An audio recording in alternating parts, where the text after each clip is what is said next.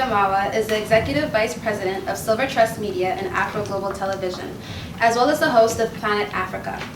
She has directed and produced over 15 television programs, including The Visionaries, The Golden Button, and The Standing Ovation. She is the Associate Publisher of Excellence in Vision and Destiny magazines. In 2008, Silver Trust Media introduced the Discover magazine series, which has since released over 20 titles and editions for organizations and countries. Listed in the Who's Who in Black Canada, she is a recipient of the Toronto Police Community Service Award, the International Women Achievers Award, the BPPA Harry Jerome Award for Media, the Martin Luther King Dreamkeeper Award. In 2020, Patricia was appointed chair of the Real World Screen Institute, and in 2021, she was appointed to the advisory board of Travis College, part of the World University System. Patricia and her husband Moses have been featured on CNN International in a half-hour special. In March 2016, the duo launched Afro Global Television, a 24-hour television channel that is currently on Rogers Cable, Bell 5, Eastlink, and TELUS across Canada. In 2018, Patricia co-authored the 150 Extraordinary Canadians Legacy book. Now, without further ado, we have a lot on our agenda today, including an amazing presentation, talk show-like Q&A, and a networking session. I think the best way to introduce actually is a video that we got. Patricia Bibi Amawa has served as president of Planet Africa Group, the executive vice president of Afro Global Television and Silver Trust Media, the largest Black-owned media organization in Canada. She is also the host of the Planet Africa show on Omni TV. She has directed and produced over 15 television programs, including the Omabella drama series and Standing Ovation. Patricia is the associate publisher of Excellence in Vision and Destiny magazines. In 2008, Silver Trust Media introduced the Discover magazine series, which has since released over 20 titles and editions in various countries. Listed in the Who's Who in Black Canada, she is a recipient of the York Regional Police Civic Leadership Award, the Martin Luther King Dreamkeeper Award, and a Queen Elizabeth II Diamond Jubilee Medal. The mother of four is the co-founder of the Crossover Mentorship Program, a youth empowerment initiative. Patricia was spotlighted as Woman of the Week in Women's Post and also featured on CNN International in a half-hour special with her husband Moses. In March 2016, the duo launched Afro Global Television, a 24-hour television channel that is on Rogers Cable, Bell 5, Eastlink, and TELUS across Canada. In 2018, Patricia and Moses co-authored the 150 Extraordinary Canadians Legacy book with a foreword by the Right Honourable Justin Trudeau.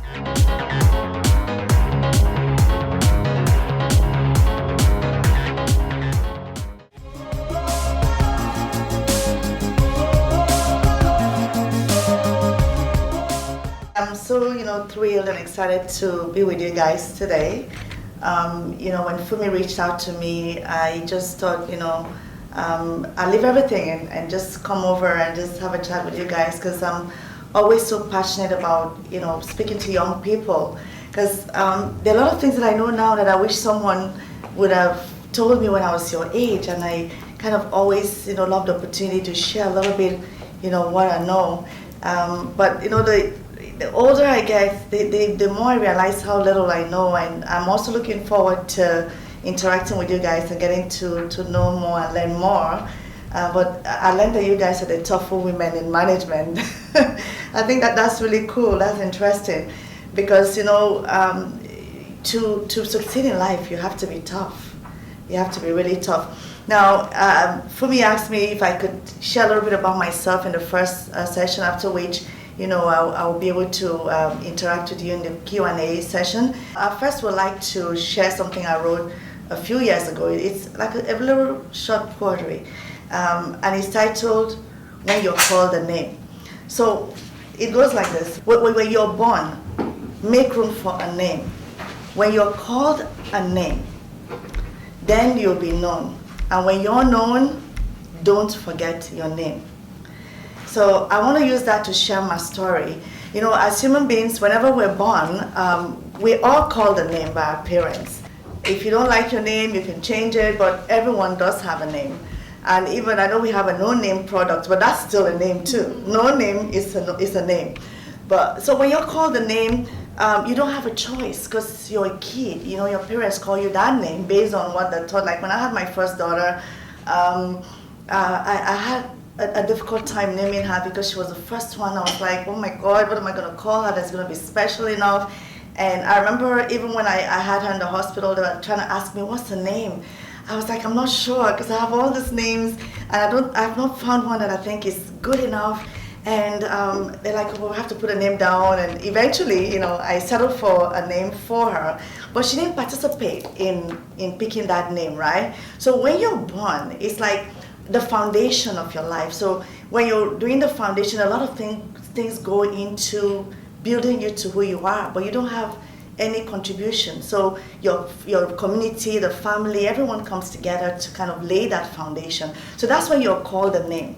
And then the next part of the poem says, when you're called a name, make room for yourself. When you are yourself, then you will be known. So as young people, at this stage of your life, you're now trying to make room for yourself. You're now trying to figure out, what do I love? What do I want to become? And now you're kind of trying to define your name, who you want to be known for.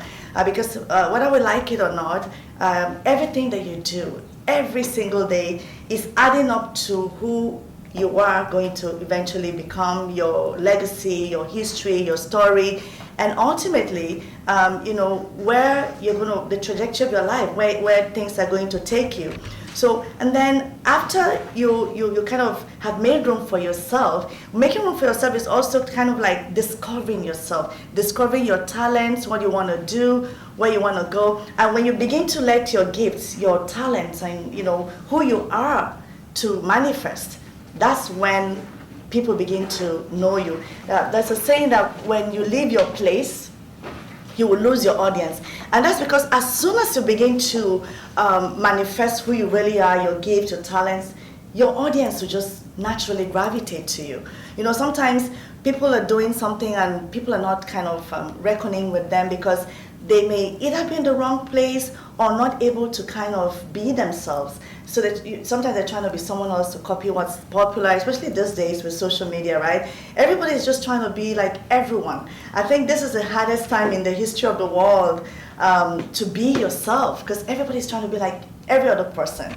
We kind of want to do things that will trend, things that people will love. The older I get, like when I was younger, I was trying to fit in. Everybody tries to fit in when they're younger. But now that I'm older, I'm trying to stand out. Because I'm trying to be myself. I'm trying to do the things that I love to do. I'm trying to do the things that I want to do. So I'm trying to just be Patricia. No more trying to fit in, to do what my friends are doing, to be, and that's the place that I want everyone to aspire to be at. I'm still discovering that every day, how to be who I really am supposed to be. So then when you're yourself, then you'll be known. That's when you're now becoming successful. Whatever you're doing, people are now kind of reckoning with it. You have an audience. If you're in business, you have customers. If you're a professional, you're making an impact in your field. But when you reach that stage, when you're now unknown, the poem says, don't forget your name. What does that mean? It means when you are now succeeding in what you're doing, like where I am now, I'm here today because I've not forgotten my name. My name, as I was once a young person, I've been to where you guys are. So give back and reach out and make sure that you remember who you are. It doesn't matter how big or how great you become. Always remember the foundation that made you who you are, your community, your family, the people that called you the name. I don't know if this is making sense, what I'm saying. Yeah, but a little bit about me connecting to this. So I was born in Nigeria, so that's when my community that called me the name, that built me up and laid the foundation. That's where, I was born. And then I moved, while I was in Nigeria, my dream was to actually become a lawyer. Well, that's what I thought I wanted to do because in Nigeria, our parents actually encourage us to do professional courses. So you see that you're a lawyer, doctor, engineer, and something like that. And if you do one of the other courses, you're not kind of respected. So I just aspired to be a lawyer because I was inquisitive and I like to talk, right? But I remember one day when I went to a friend's house when I was a teenager and I was watching Satellite and I saw Oprah. I just said it loud. I just said, I'd like to do that someday. I just said it. And then another day, I saw her in a magazine, and I kind of tore it out and put it on my wall. I remember my dad came and kind of tore it down. He was like, no, you cannot. My dad was a very Christian man, and he's like, oh, you can have idols. So he tore the picture. I was so mad. But, it's interesting because I didn't think about it again. And I was now in university, my first year, studying political science. My goal was to finish political science and then go study international law. But when I was in university, I was in the church, and I used to write to moderate plays, like at Easter, or Christmas, my friends and I will kind of showcase those plays. So I used to moderate the plays. So one day, I was in my first year in university, while I was moderating one of the plays, after church, a guy just walked up to me and said, "You speak well. Would you like to be on TV? I have a TV show and I'm looking for a host." And I'm like, but I'm just a first year student. And it's like, it's going to be on weekends, So I said, okay. So I came and did the audition, and he's like, oh, the audition was so good that that's episode number 1. I was like, amazing. So I did that, and when I finished my university, I already knew how to do TV. So when I was doing this internship in my country, it's called the National Youth Service Corps, I ended up at a TV station. It was just like God or Providence were just kind of pushing me towards this path. I think God secretly knew that this was my dream, because sometimes as a young person, remember how I talked about that community that lays a foundation for your life. Sometimes their voice is so strong in our heads that we hear them, even when we're supposed to now make room for ourselves and be ourselves and showcase who God wanted us to be, who were put on this earth, our talents. We're kind of not able to boldly come out and say, this is what I want to do. I couldn't come out and say, when I was filling out my form for university, my second choice was mass communications. That should have been my first choice, because that's what I secretly wanted to do.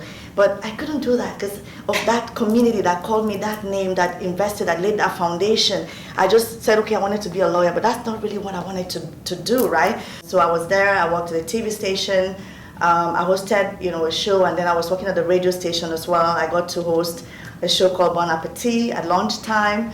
And then when that ended, all I knew how to do was TV.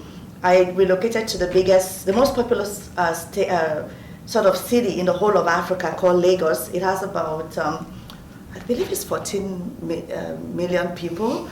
Yeah, so I used to host a TV show there, a daily talk show, called Launch Date, and I had another show called Thinking About You. So then I relocated to Canada in 2000. I was right here in Ottawa for 4 years. In fact, I had my first daughter here. I have 4 kids, by the way, as you saw in the video. So then we eventually moved to Toronto. But when I moved to Ottawa, to Canada, I remember, the first thing that people said to me when I told them what I used to do back home, they're like, oh, you used to be on TV, you hosted a daily talk show. I'm like, yeah, I was a little bit popular there.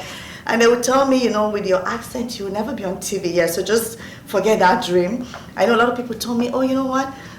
It's very lucrative to be a nurse or a personal support worker. And, so I even got the form to, go into the healthcare. But something inside of me just kept on telling me, because I'm also a very emotional person, and I'm like, will I be able to be in the hospital situation and see blood and see, because I'm this kind of person, if you tell me that you're having pain in your chest, give me a little time and I will begin to feel pain too. Like I'm that, I feel people's pain in that way. I can see people on TV suffering, I don't know them, and I start crying. So I'm like, I can't do this thing. So eventually I just said, you know what, I can't do this. We started to send out demos to TV channels to have a TV show, and we got so many no's. Like, it was not fun. Nobody wanted to carry a show like what we're pitching, but we never gave up. Each time we had a no, we went back, we retooled, we did a different demo, we improved, and eventually Omni TV, which is owned by Rogers, said yes to us.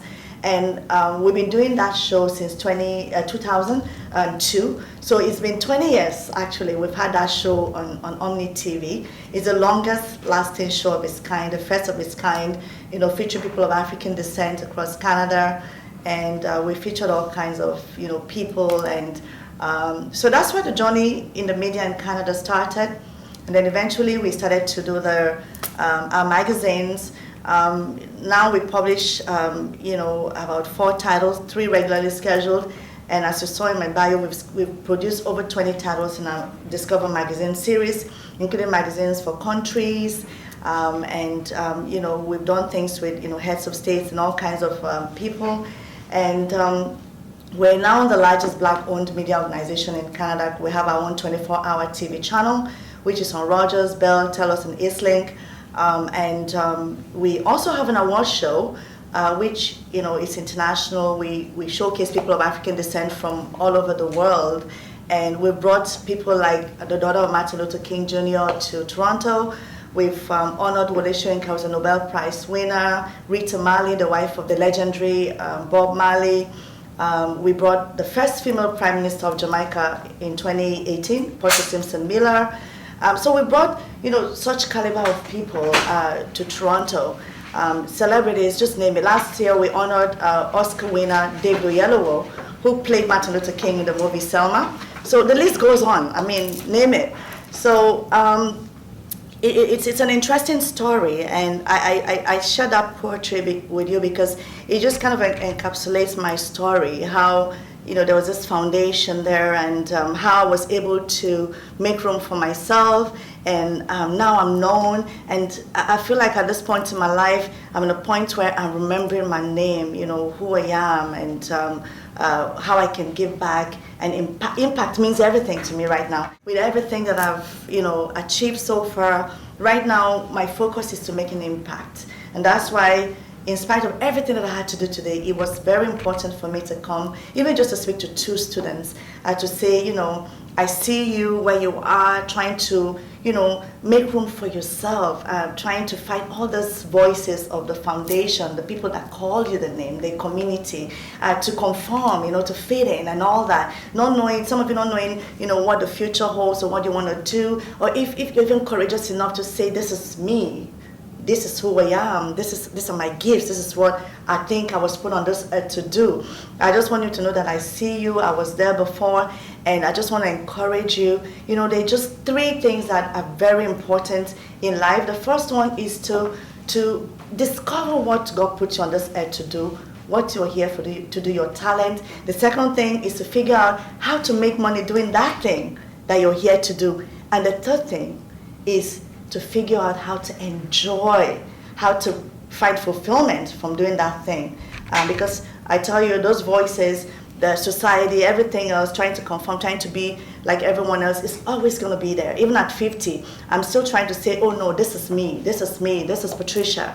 Yes, you called me Patricia, but now I'm redefining myself, telling you exactly who I am, what I want to do, what I love, what I dislike, what I don't want to do, where I don't want to go. So, it's gonna always be there. So it's like it's sort of like a circle. It just keeps going on.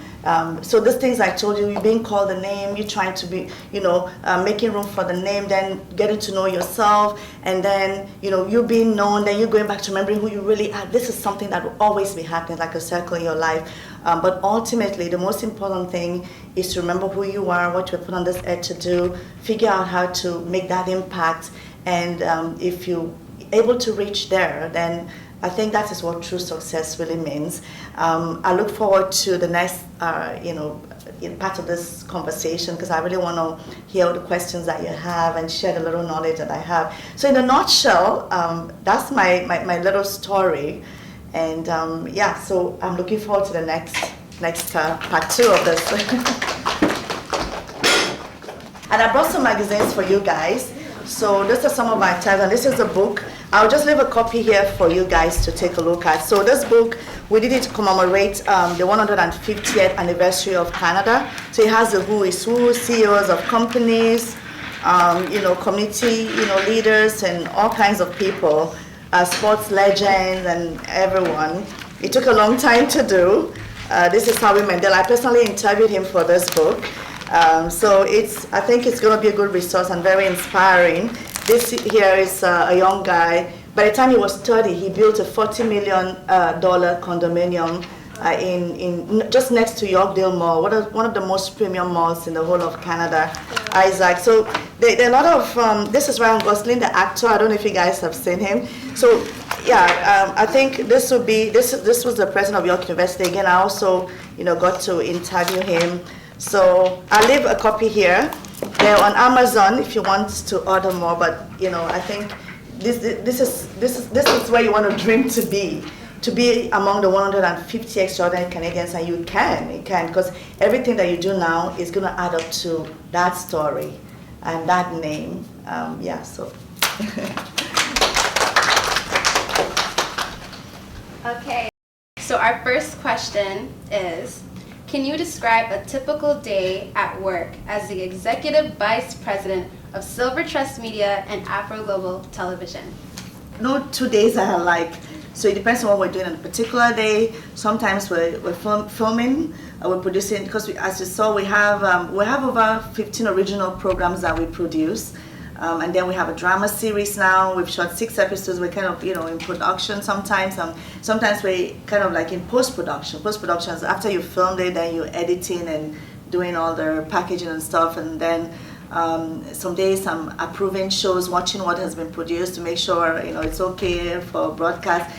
Sometimes we're working on the magazine. So it all depends on what we're working on. But since COVID hit, I've been working from home a lot, which has given me the opportunity to really, see my kids a bit more. But a typical day for me starts like around 5 a.m. I've actually been waking up at 5 a.m. right from when I was a kid, because my dad used to wake us up to pray at 5. And then I went to boarding school. We used to wake up at 5:30. So it just kind of became second nature. So I'll wake up, I would do my prayers, and then, then I'll start my day. I usually start my day very, very early, and depending on what we're working on, I will start my office day like around 9 or 10. And sometimes we're not even in the office, we're shooting on location, or we're going to events. So my days are very different. Each day, it just has a different thing. Sounds like you have a very busy schedule. Yeah. You said that you have gotten an opportunity to work on several different productions. What has been the most memorable production that you have worked on? I think it's a Mobella Palace, the drama series, because so the drama series, I'm the writer, director, I'm also co-producer. So, and it was something new for me, because even though I've been doing TV right from when I was a teenager, as I mentioned earlier, when I was in university, I think I must have been 18 or 19 when I started to be on TV and to produce. But I've never produced a drama or film. I produced for television, right? So it was a big, lofty, my husband and I co-created the Mobella Palace drama series, and I wrote, it was the first time I was writing a script. I had to learn how to use the writing software, and then it was new for me, and I didn't realize how challenging it was, because when you're writing a script for drama, even if somebody kind of sighed or looked away, all that has to be in the script. If somebody's walking in and something drops, you can, a film script, for instance, can be like 100 and something pages, and everything has to be written. It's quite a daunting task.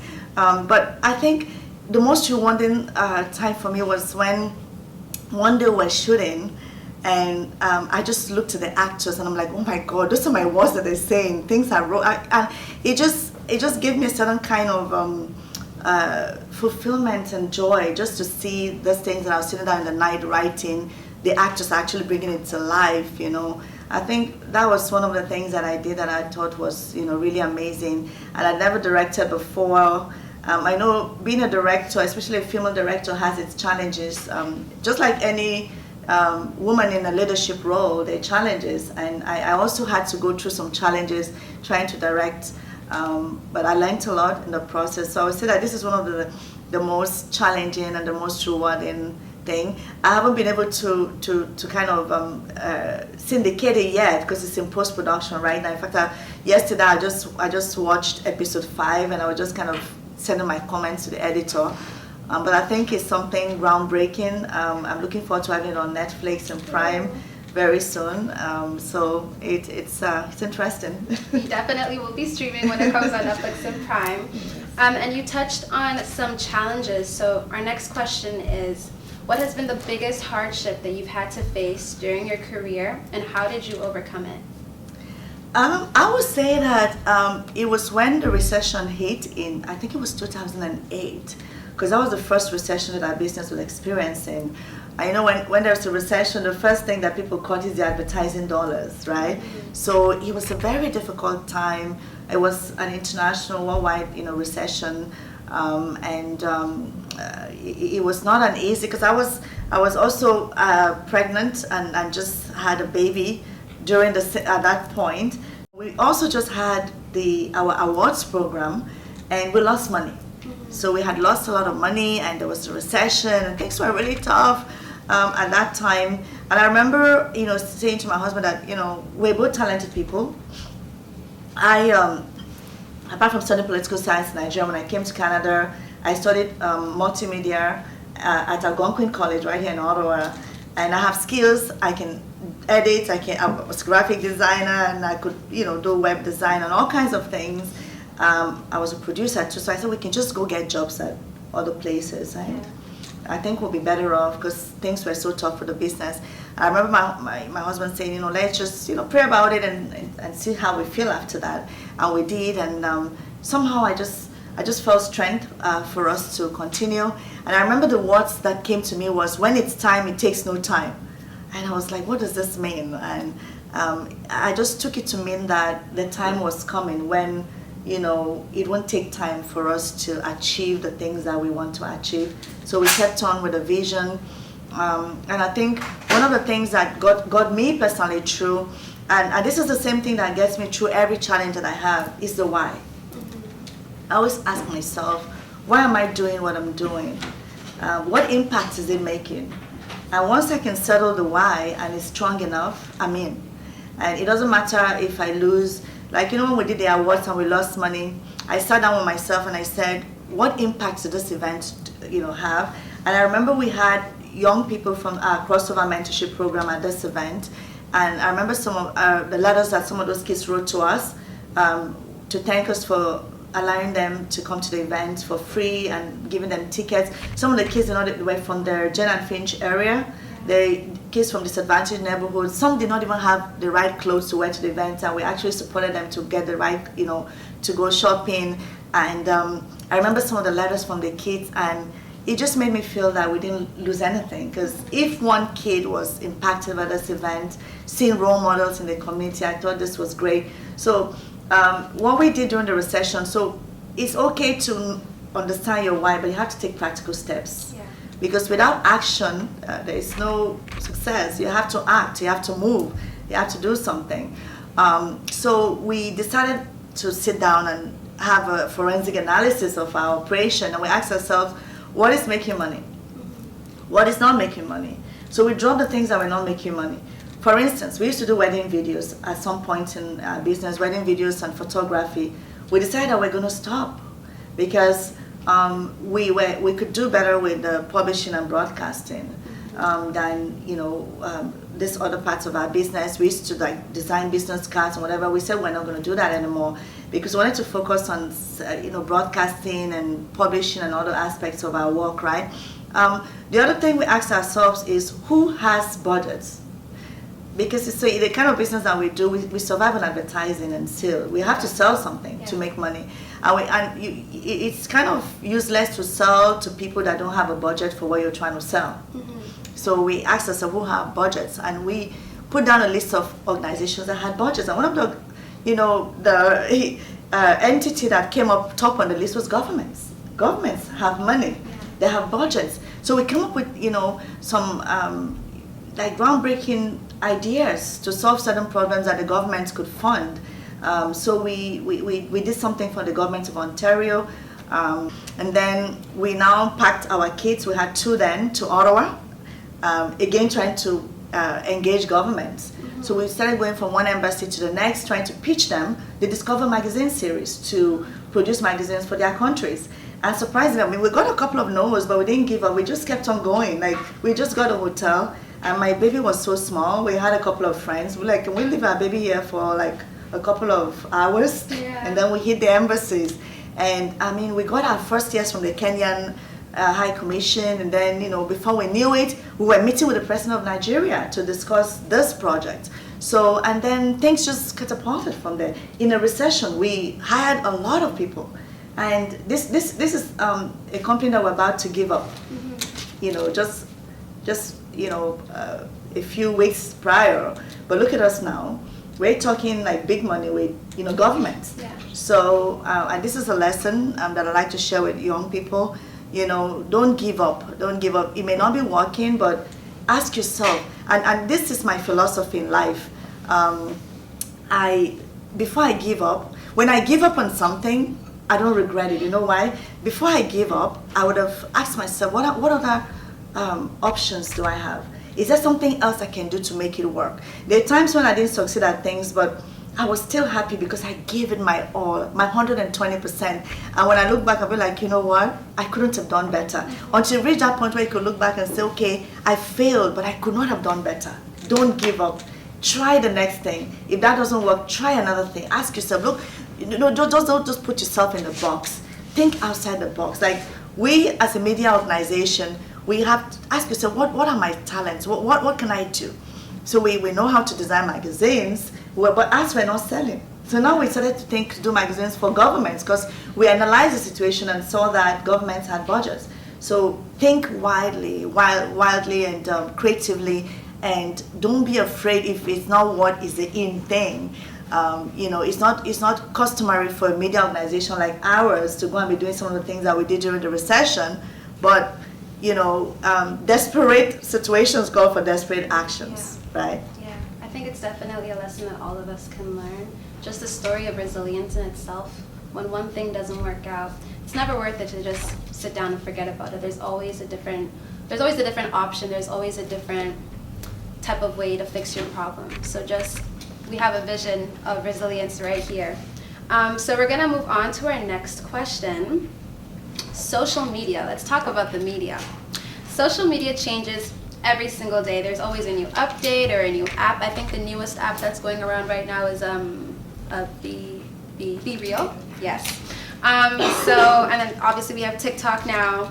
How have you found adapting to changes in the way we are able to connect to audience through all these different various forms of new media, and especially connecting to young people through social media? How is Afro Global handling that? Yeah, I mean, you know, my generation is very interesting, because my generation was a generation that we grew up without internet. So we were here before the Mac computers came out, iPhones, and but we're here now. So we're kind of like in between. We're not too old to adapt. At the same time, we know the old and the new. So it's a very interesting generation that I come from. But I'll say that social media has been a very great tool. There's no better time to do media than now, because previously, if you had content, you had to find a platform to run your content. Yeah. But right now, you can run your content without a platform. Without a platform, like, for instance, like a cable network, through social media. Social media has become the platform for, you know, creators who ordinarily would not have their voices heard. For instance, this morning, my daughter was telling me that one of her videos, I don't know if it's on Spotify, her content is it on TikTok or Spotify, has over 2 million views, and I was like, what? You know, there's no better time to share ideas than now. But in terms of figuring out how to utilize it in the best way possible, is something that we're still learning. And right now we have a lot of young people in our team who are kind of running the social media and kind of keeping us current with things. But I think the social media is it's a good and bad tool, because I know that social media has also crippled a lot of young people, and it has caused a huge distraction and made it impossible for some young people to focus. And that's why I say to the young people, if you want to be extraordinary in today's world, focus is it. If you want to be ahead of your peers, if you want to do better, focus, because a lot of people lack focus, even people my age, you know. Yeah. It's so difficult. There are times I have to call myself to order when it comes to social media, because it can be very distracting.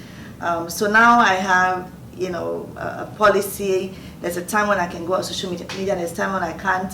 I try not to touch my phone all the time, because it can become addictive. Mm-hmm. So I think it's a good tool overall, but it's also a tool that has helped to propagate a lot of hate, racism, sexism, and all kinds of things like that. But I think that it's also an opportunity for people that have positive messages and content to put it out, to make sure that all the positive messages, you know, kind of are more than the negative messages, so that the world can kind of have the opportunity to consume, you know, good media as well.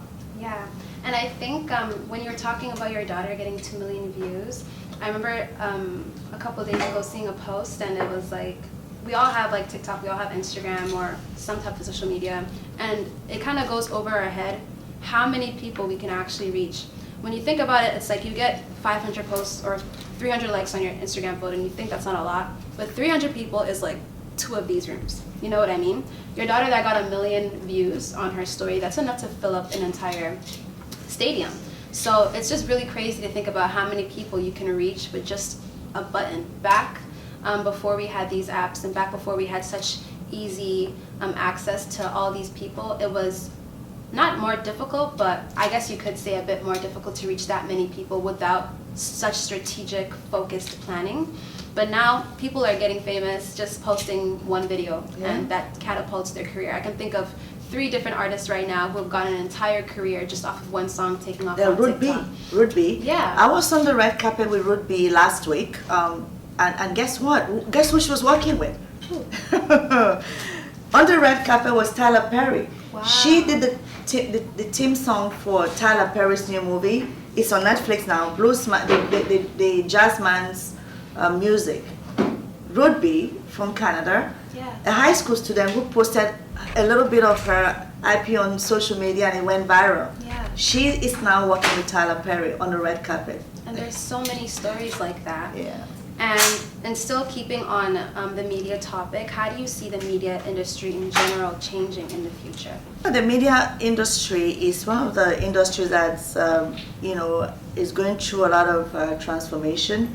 There's been a lot of shaking and disruption, I would say, because of social media, of course, and Netflix and Amazon Prime and such platforms.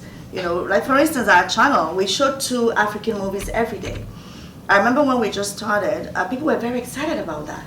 But now Netflix has, you know, a whole roster of these African movies. Yeah. And so you can see there's a disruption right there. And I think that the future of media is not going to be, you know, time-based, meaning you don't have to tune in every Tuesday at, you know, 7 o'clock to watch This Is Us or, you know, Grey's Anatomy or Mobella Palace. You choose to watch it when you want to watch it, how you want to watch it. If you want to watch it on your phone, on your tablet, or on a TV screen. So that's the future of television, and it's app-based. It's, you know, so the users determine how they watch content. Previously, we, the broadcasters, determine when you watch it. If you don't watch this thing at 10 o'clock, you know, on Sundays, you have to wait another week or whenever we repeat it, right? But that's all changed now. Yeah. And that's why even our channel, we're kind of right in the process of developing our own online platform, because that's the future of television, of, you know, broadcasting. The industry is changing faster than we can, you know, really even catch up with. But, you know, life in general, and that's why innovation is very important. Yes. We have to kind of, you kind of know your vision, don't change your vision, but you have to be ready to change how you get to your destination. Because without innovation, you know, your vision can die, right? Yeah. Thank you. And I think we have time for one more question before we open it up to our audience as well. What advice would you give to your younger self if you had 5 minutes of conversation with them? Oh, my younger self. I would say don't first message is don't be afraid. Everything is going to be okay. You'll figure it out. And secondly, be courageous, be bold. Be bold to say what you want, who you are, and what you have to give to the world. Don't be afraid. Because remember when I said I knew what I wanted to do was not to be a lawyer, but I didn't have the courage to even share this with my parents, or even to fill the university form to say, okay, my first choice is going to be mass communications. I would have said to my younger self, be courageous. And the other thing is, don't be afraid to ask for help. Don't be afraid to ask people to mentor you. Don't be afraid to, say, I don't know, please can you help me? Because I know sometimes we try to do it all on our own, but we have this whole community here ready to help us, right? And I would say to my younger self, do not be afraid to ask. And the other thing I would say to my younger self is be more grateful for the things that are working. You may not have what other people have, but you have some things that are working for you. You're better off than some other people, and that's what you should focus on. And finally, I would say to my younger self, dream big, dream big. Dream big, go for it. You can do it. Whatever you put your mind to, you can do it. And there is nothing that can limit a human will that's on fire. And when you say I would do this and mean it and really go after it, there's nothing impossible. I'm telling you, we've achieved things that are impossible. For people who migrated from Africa to Canada, we've done it. And all we do is dream, and once we have a dream and we put timelines in place and goals, and nothing has stopped us. You're unstoppable as soon as you realize your power. It's what I would say to my younger self. You have the power and you are unstoppable. Wow, thank you so much. Wow, I even need a second to take all that in. Thank you so much for that. Right now is an opportunity for anybody in the audience to ask any media-related questions, any questions related to Afro Global, or any questions you have for Patricia herself. So if anybody has a question, we could go now. So Patricia, I love how you said that now you're trying to focus on standing out rather than blending in and trying to conform like when you were younger. So what's one thing that we could all do to stand out more in our lives? First, you have to discover yourself. You have to, when you've discovered yourself, who am I? What do I love? What are my talents? What do I hate and why do I hate this? And the second thing, once you've discovered that, is to have the courage to be that. It may be very difficult because, as I said, there's that community, that foundation, that society, that voice, that thing that people are doing that you want to also do. You don't want to be odd, but you will be surprised to see that some of the people who have been bold enough to be odd in this world are the ones that have made monumental, sort of inventions and successes. People like Jeff Bezos, people like Elon Musk, people like, the founder of Apple, Steve Jobs. What about the guy who started Airbnb, for instance? This guy, when he started Airbnb, he went to a lot of banks and they said no to him. But they didn't give up. They kept on, going with the app. And now it's a multi-billion-dollar company. What about the guys that started Pinterest? At some point they had just 3,000, users, and things were not working for them. It took them about 10 years, and they sold for $11 billion because they stuck with it. So once you've discovered what, you want to do, have the conviction and the courage to pursue it. And once you do that, you see that the world will begin to reckon with you. Remember what I said earlier? Once you kind of, you're called a name, make room for yourself. When you make room for yourself, you will be known. Your name will not be known, because when you begin to do the things that are you, then your audience will begin to gravitate to you. We always think that we need money in order to pursue our ideas. But I say that, first of all, you need to have, a good idea, and then the money will be attracted to the idea, and the people that are supposed to help you, the people that are supposed to consume what you're selling, or to be impacted by what you're supposed to do, will come as soon as you own up, as soon as you have the courage to say, you know what, this is what I want to do, and I'm doing it, And once you're doing that, you see that it will attract the right people. Your audience will come. If you leave your place, you lose your audience. But if you stay in your place, in your lane, your audience will just be attracted and they will come. Going back to like what you were talking about now as well, like in my case, I'm having a hard time to like find my talents and like find what I like. I find myself like, growing up, I was like, okay, I wanted to be this, but then I realized, oh, I hated, chemistry this, so like I can't go in the medical field, like I can't do it. Like, what would be your tips in terms of like being able to find something that you like? I don't know if like that's a good enough question, if it's too vague, but hopefully, like, I'm having a hard time with this. Like, it's And my daughter, she's 18. She just started at Concordia University. She was a valedictorian, actually. She's like, straight A student. She's good in science and she's good in arts. So she doesn't know what she wants to do. She thought she wanted to do science, but like she's like, I don't think I'm a science person because I'm a people's person. And now she's like, I'm not too sure. So she's doing a Bachelor of Arts and Science to figure out what she really wants to do. And the first thing I just want to say is you're not alone. And the other day I saw that there are over 11,000 books on Amazon that are about people finding their talents and purpose. And those books, a lot of them are bestsellers. And that shows that you're not alone. There are many people that don't know what they want to do. So that's the first thing I want to say to you. And the second thing is, don't worry. I know when you're young, you become nervous because you want to be on the path that you want to, you're supposed to be right away, so you can begin to kind of grow. But there's something I realized in finding my own purpose, that everything that I was doing while I wasn't too sure what I wanted to do, well, just now it's kind of like, leverage. It's now like, capital for what I'm doing now. So there's nothing lost. There's nothing lost in space. Every little thing that you've done or experienced adds up to that moment when you begin to then do the thing that you're supposed to do. Remember that. But in trying to figure out what you're supposed to do, the first thing is listen to your inner man, your inner self. Listen to yourself.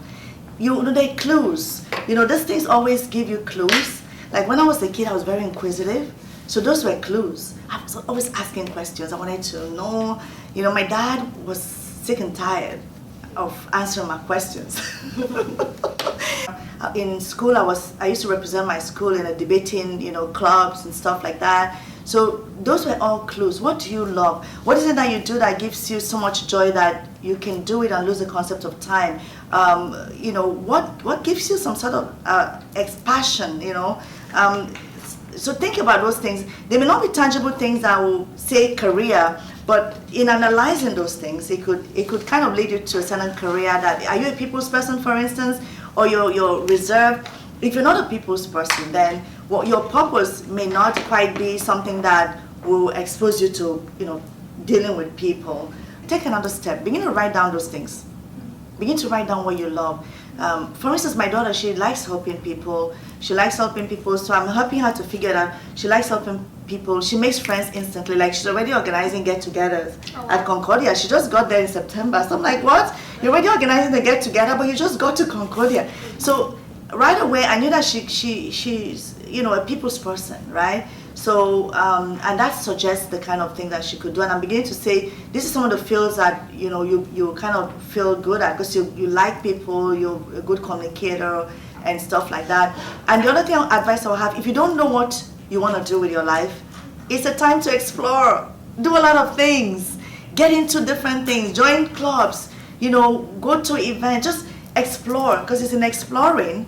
You can imagine if I wasn't hosting that writing plays and moderating a play, maybe somebody would not have discovered me, and maybe I would not have found myself on this path. So do a lot of things. It could just be nothing, but in doing those things, you get to know yourself better. Interact with people. Ask your friends, how would you describe me? So ask your friends, your close friends that can give you honest opinion about you. What kind of person do you think I am? They will tell you, give you your qualities. Write them down. And that feedback is very important in trying to figure out what you're on this earth to do. But don't worry, because see, what you want to do now may change. It may change. So like right now, there's certain things that I used to be crazy about when I was younger, but now that I'm like 50, I'm like, well, this doesn't give me a kick anymore. I have a new vision now, a new dream for myself, so that will keep evolving, but you see that your purpose doesn't change.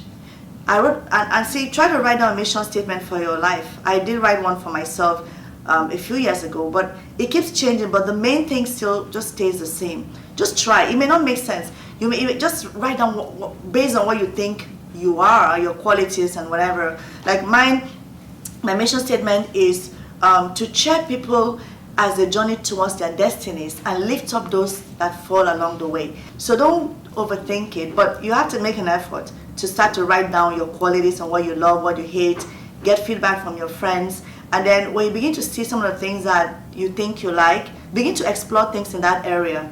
And but don't worry too much.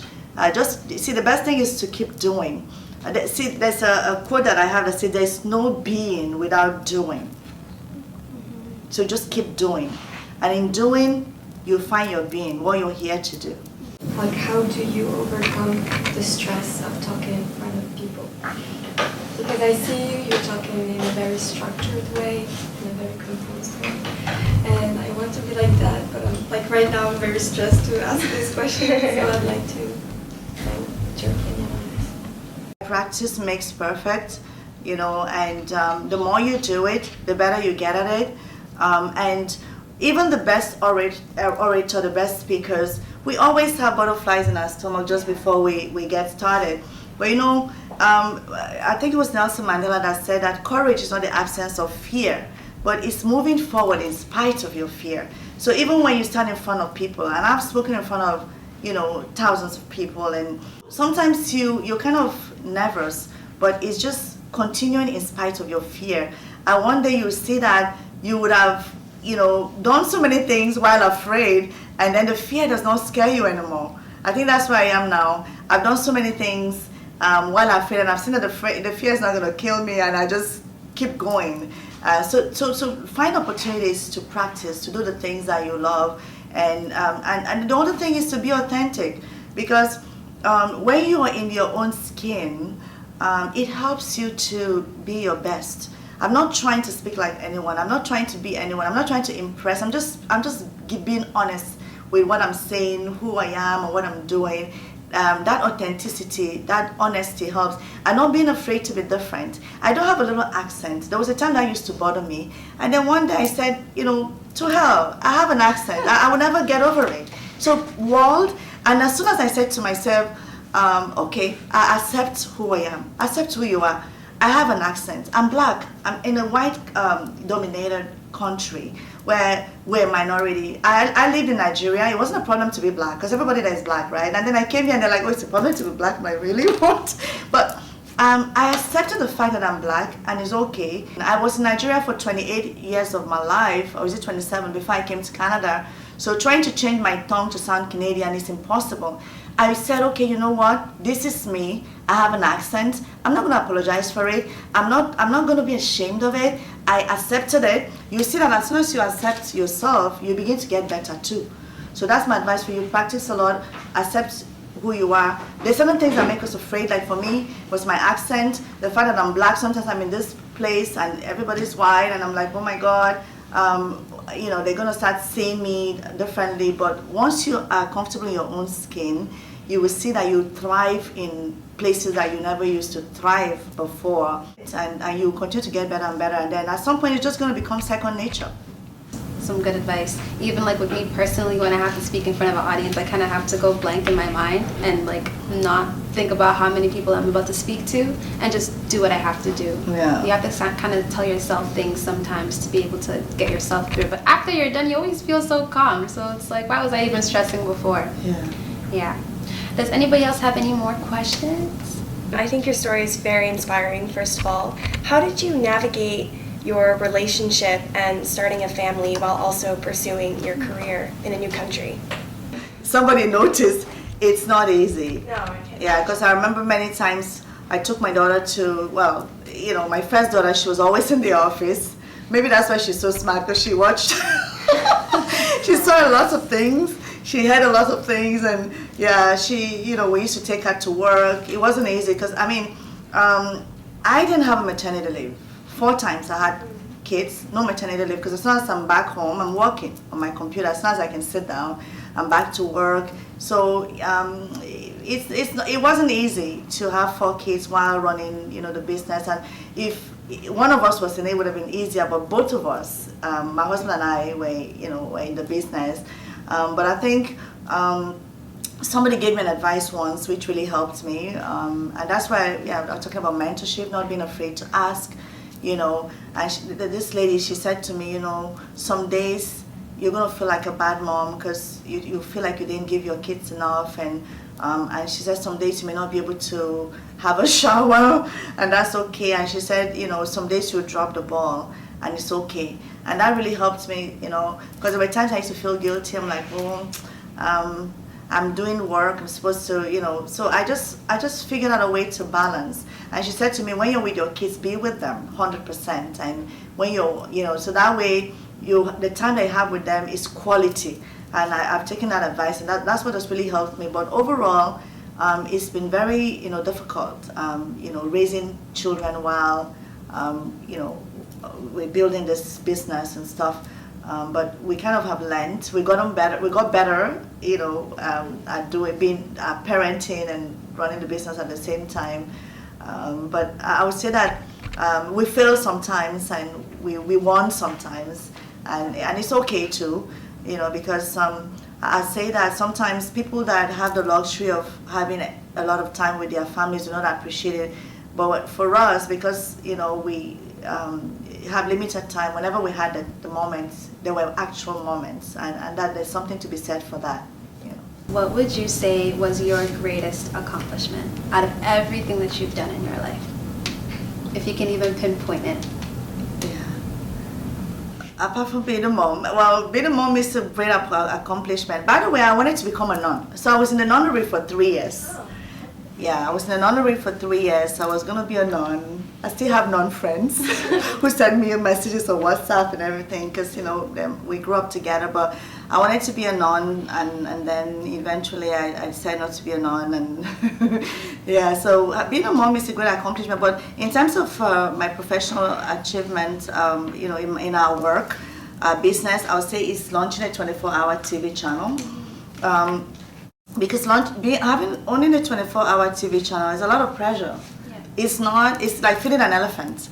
As soon as you finish giving them food, you have to give them food again. It's like continuous every day, 2/7. It's something that requires a lot of commitment, and it takes a whole lot. And I think we had a dream. It was on our website for a long time. When we had just one show, Planet Africa on Omni. Yeah. So, and that's why I'm saying if you have a dream, write it down, speak it out. Like how I saw Oprah and I said, I want to do that one day, I spoke it out into the universe, right? And even when I wasn't trying to do that, it came to me. So share with your friends, write it down, what you want to do, and stuff like that. So we always used to have it on our website, and then one day, it wasn't an easy road to launch a 24-hour TV channel. Launching a channel is one thing, but getting it on Rogers, Bell, TELUS, and Eastlink is so difficult. And not all the channels that launch go on cable. So it was a very difficult road, but I think when I look back on my life, I think that's one of the things that I'm really proud that we're able to achieve. And it all just shows that if you have a dream, and you focus and you kind of, don't give up, you achieve it. Not many people have a genuine interest in coming back and encouraging the youth or feeding knowledge to our potential leaders, future leaders. So take the time out of your busy schedule, your very busy week, to come and give us some knowledge about your story and your company is extremely admirable. So with that, we would all like to give you a big round of applause.